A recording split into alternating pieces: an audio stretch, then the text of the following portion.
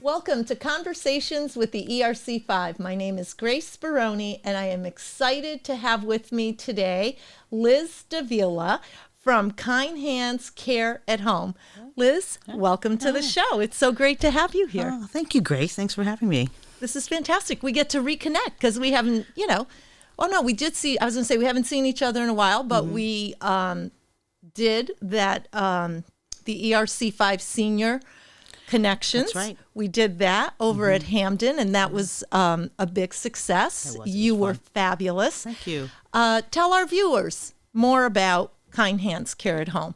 Well, Kind Hands Care at Home is a home care agency, and we are located in East Long Meadow, so we are locally owned. Yay, I love to say that. And we are family operated, so it's a family affair type of thing. So we host we take care of a lot of clients in our service area. You guys are fabulous. Thanks. How long have you been doing this for?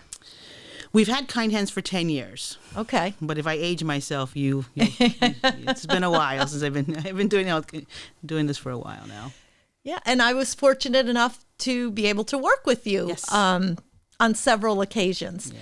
So I thought you were awesome. I love how you would come in and get to know the resident for us, the client for you.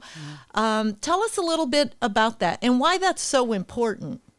I think that going in and meeting someone, I call it a meet and greet. Okay. So when somebody calls me up and they say, "Oh, hey Liz, we got somebody who potentially needs some extra help services, maybe at home, just to kind of get them up and going, or some companionship or things like that."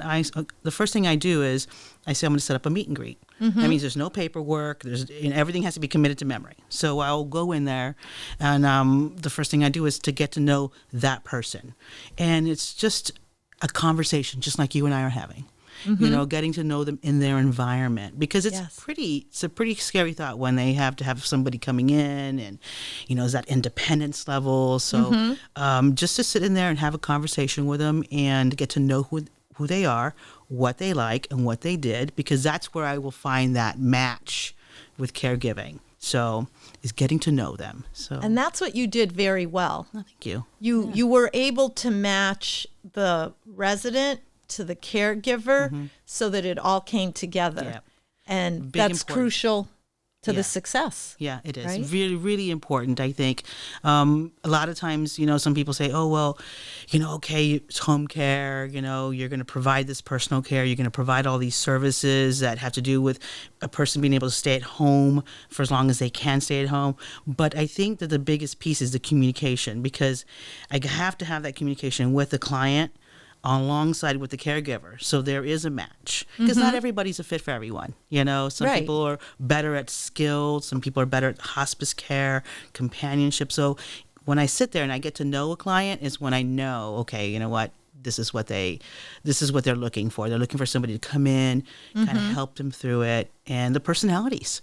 Some people are just really funny. You need a funny person with them. Some people are really serious, so that's what I usually try to do, is try to go in there and do a meet and greet and just have that conversation. Just a conversation, just like you and I are having. Yeah. I was always very impressed with that. And we worked on one person, trying to watch I don't want to say names. Right. So I have to always catch myself.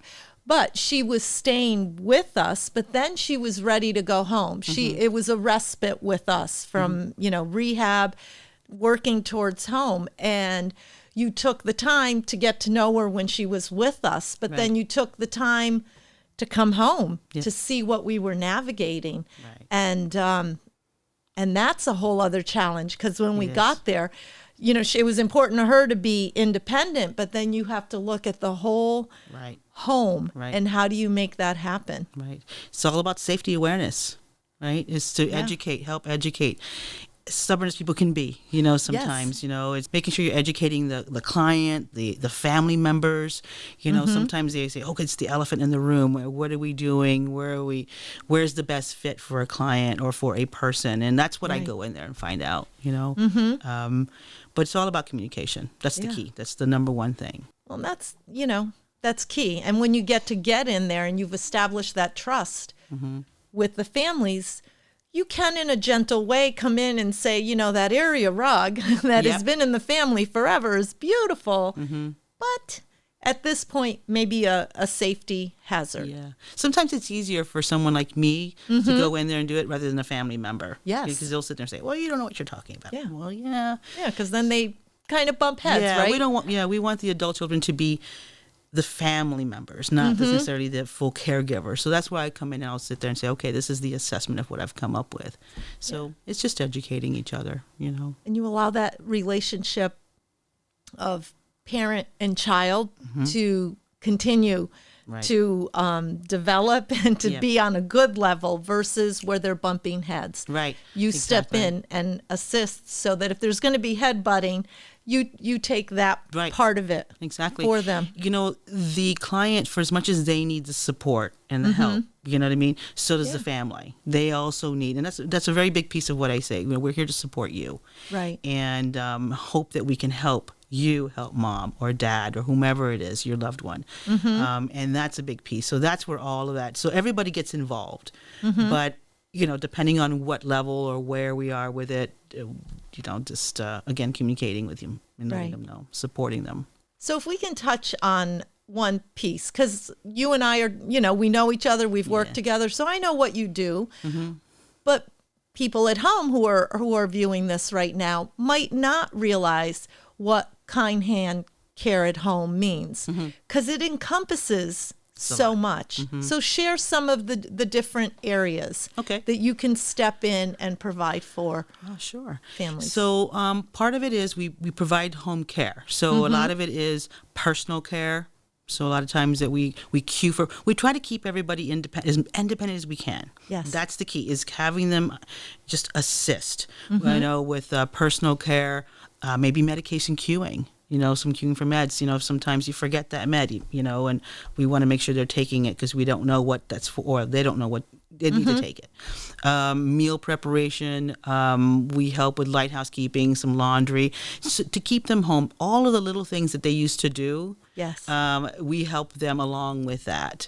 Some may need more care than others. Some are.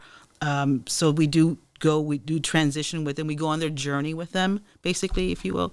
And they sometimes they become bedridden, that type of thing, bedbound, or we even provide care all the way up to hospice care, which is a different type of journey.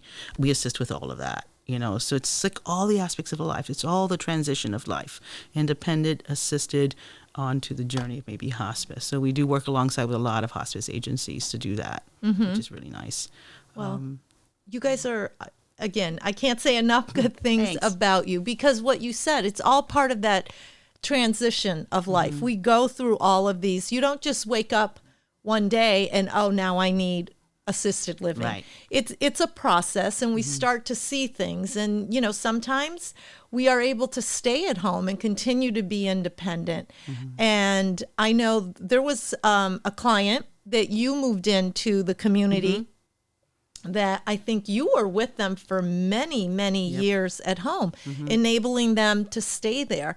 And you were the initiator with the whole thing, where you stepped up and you said to the family, you know what?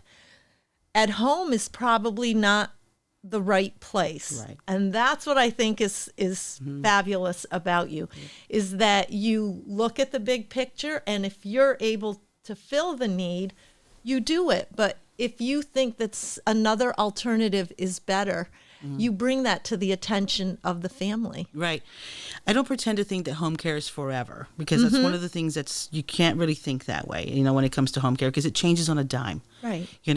But I do know that when I am involved in a family home and I see that, maybe they're not crazy about all the assistance in home, because some can increase from 2 to 4 hours to 24 hours a day. And seeing that process, or that, watching someone go through the changes in their life, I start to say, okay, you know what, we need to start talking about a different way of thinking. If they're not going to want us in there this much, this length of time, but they want to keep as much independence and stay social, then the conversation comes to the table with the family saying, I think this is much better for mom and dad. You know, they'll get the socialization. It's not to take away from Kind Hands, because certainly we've done our part, Right. and we continue to do our part, because we still stay involved even when they go into a community or not. But I do put out the recommendations, because sometimes it'll help someone really thrive, and that's the goal. The goal is thriving, and for as long as you can, because it's tough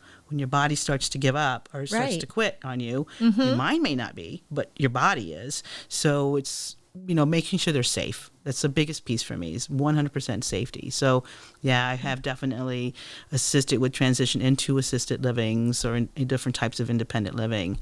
And we've gone with them, because the transition is nice. Yes. You know? And you were there to ensure that, you know, those first weeks and so forth were smooth transition, and you partnered with the communities so that it was all just a nice flow, and we didn't disrupt the lives as much as when that peace, that familiarity isn't there. So it was extremely helpful. So for our viewers at home who maybe have a loved one who might be needing some companionship or some help with home care, and they're looking to talk to you a little bit more, learn about all the services you provide, how can they get in touch with you?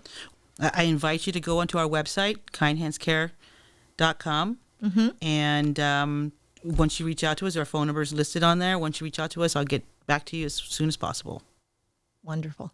Liz, thank you so much for joining us today. It's a pleasure having you with us. Thank you, Grace. Thank you. Good to see you. It's always good to see you. Yeah. And I encourage our viewers at home, if you have any questions at all, Liz is fabulous at getting back to everyone. She's very hands-on, and as she said, this is a family-owned business. Please reach out to her. Thank you for joining us for Conversations with the ERC5. And if you'd like to be a guest with us here at Stonegate Studios, please visit our website, ERC5.com, and you can sign up there. Thank you so much for joining us today.